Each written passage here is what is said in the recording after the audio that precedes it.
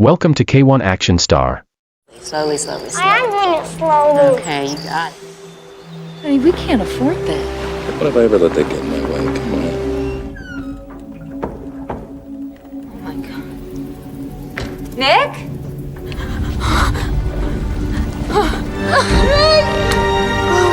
This is the Coast Guard! Put the knife down, ma'am! Did you learn the alphabet, sweetie? Yeah. Daddy. Nick? It's really good to have you back here. Thank you too for always supporting me by watching, commenting and liking my videos. It means a lot to me. Alright, let's get into what I have for you today. Libby Parsons had everything: a loving husband, a beautiful son, and a comfortable life. But in the blink of an eye, everything was taken from her. Her journey was from a very devoted wife to a convicted murderer, then to a determined woman desperately seeking justice. The story revolves around this Libby Parsons, a woman who finds herself behind bars for a crime she didn't commit, the murder of her own husband. After spending 6 years in prison, she clings to two things: the hope of reuniting with her son and the burning need to uncover the truth about her supposedly dead husband. Once released on parole, she embarks on a relentless mission to track down her child and get to the bottom of what really happened, all while being closely monitored by a strict parole officer with no patience for trouble. You need to watch to end to have an idea what happened, how she was treated, the turns of several events, and whether she finally got the justice she required for her unique situation. The movie begins with a serene scene: a mother and her little boy, Maddie, sitting by the shore on Whidbey Island, Washington. They enjoy a peaceful day of fishing, sharing a warm moment as Libby promises to teach Maddie how to sail someday, claiming it's even more fun than fishing. She playfully adds that she hopes he never grows up, or else he'll find a pretty girl and sail away, leaving her behind. This tender moment is abruptly followed by a high society party hosted by the Parsons family. Libby's wealthy husband, Nick Parsons, is seen deep in conversation, clearly tense as he asks a friend if he also received a letter from the feds. His friend reassures him that it's nothing serious, but the concern lingers. During the party, Libby's best friend, Angela Green, takes care of Maddie so Libby can mingle with guests. Meanwhile, Nick, ever the charming philanthropist, delivers a speech about raising money for a school. After the event, he shares a romantic moment with Libby on the porch, only to be interrupted by Angela, who has a surprise planned. Nick leads Libby outside, revealing a luxurious new boat he bought for them, a romantic gesture meant to whisk them away on a weekend sailing trip. Libby, who has always loved sailing, is touched but hesitant about leaving Maddie behind. Angela quickly reassures her, offering to babysit so the couple can enjoy their trip worry-free. Excited, Libby and Nick set sail, savoring the tranquility of the open water. The trip starts off perfectly. The couple shares a passionate evening, and Libby eventually drifts off to sleep, content. But when she wakes up in the middle of the night, her world shatters. She is covered in blood. Not just her, the entire boat is stained in crimson. Panic-stricken, she calls for Nick, but he is nowhere to be found. As she stumbles through the cabin in shock, she discovers a bloody knife on the deck.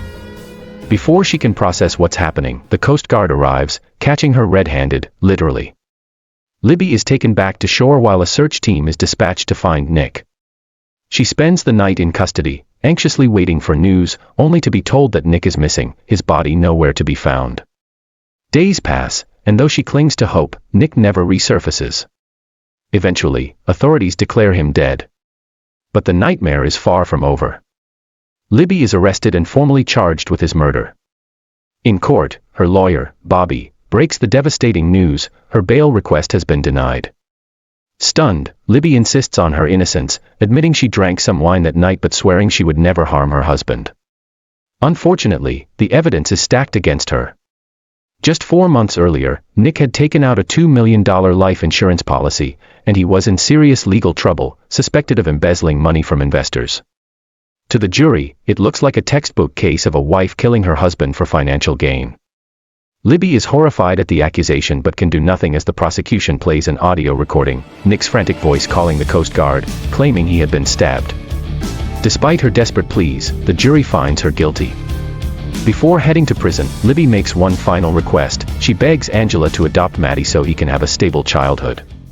With tears in her eyes, she promises her son that they will be together again. Prison is a stark contrast to her former life of luxury. Gone are the comforts of wealth. Instead, she sleeps in a crowded ward, scrubs filthy toilets, and learns to survive behind bars. At first, Angela visits Maddie occasionally, bringing him to see Libby. But as time passes, those visits become less frequent until they stop altogether. Desperate, Libby repeatedly calls Angela, but her calls go unanswered. One night, she finally reaches her on the phone, only to hear something that makes her blood run cold. When Maddie picks up the receiver, he shouts, "Daddy," before the line abruptly goes dead. That's when it hits her, Nick is alive. He faked his death and framed her. Furious, Libby channels her rage into a plan. She contacts the insurance company, urging them to investigate Nick's fraudulent death, but they dismiss her. Seeing her desperation, fellow inmates offer her advice: wait it out, serve her sentence, and then go after Nick legally. Thanks to the double jeopardy clause in the Fifth Amendment, she cannot be convicted for killing the same person twice. This realization fuels her determination.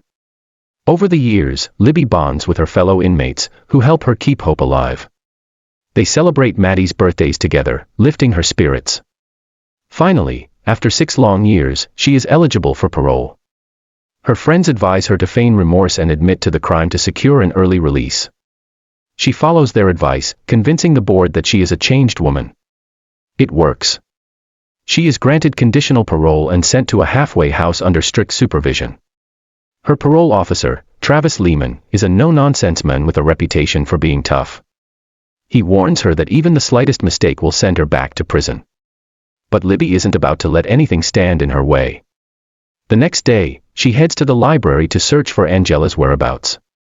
A young man tries to flirt with her, but when she casually mentions she was convicted of murder, he quickly backs off. Libby tracks down a list of all the Angela Greens in the area, but there's a problem: too many names, and she doesn't know which one is her friend. Meanwhile, she learns more about Travis. Once a law professor, he lost his career and family due to alcoholism, leaving him bitter and strict. But Libby doesn't have time to dwell on his past. Her only goal is finding Maddie. With no other leads, she breaks into Maddie's old school, stealing records to track down Angela's new address. However, Travis quickly realizes she's missing, and before long, cops arrive to investigate the break-in. When they spot her, Libby makes a run for it. An intense chase ensues, leading her to the beach, but officers capture her and haul her back to jail. Travis takes personal charge of transporting her back to prison. To prevent any escape attempts, he handcuffs her to his car. But Libby is determined. She seizes the moment, starting the car and ramming into another vehicle, causing chaos. In the confusion, she drives the car straight off the ferry into the water. As the vehicle sinks, Travis unlocks her cuffs so they can swim to the surface. Once free, Libby snatches his gun, knocks him out, and escapes. She flees to her mother's farm, gathers cash, and heads to Colorado, following a lead on Angela. However, upon arriving at Angela's last known address, she discovers that Angela died in a gas explosion 3 years ago. Suspicious, she investigates further and spots a familiar painting in an old newspaper photo, one that belonged to Nick. Following the trail, she learns that the painting was sold to Jonathan Devereaux in New Orleans. As she pieces things together, Travis closes in, but she sabotages his car, buying herself time. In New Orleans, she finds Nick, now living under his new identity, running a high-end hotel. She crashes his fancy auction, confronting him in front of guests. A final showdown ensues, leading to Nick's confession. But instead of killing him, she ensures he'll suffer. Travis records the confession, sealing Nick's fate. In the end, Travis helps Libby clear her name and takes her to Maddie's school. Nervous, she hesitates, but Maddie immediately recognizes her and runs into her arms. The movie ends on a heartfelt reunion, finally giving Libby the justice she fought for. Thank you so much for watching. Please subscribe to this channel if you haven't done that. Also, put down your comments below, and give my video a thumbs to motivate me. Like and share for others too to enjoy.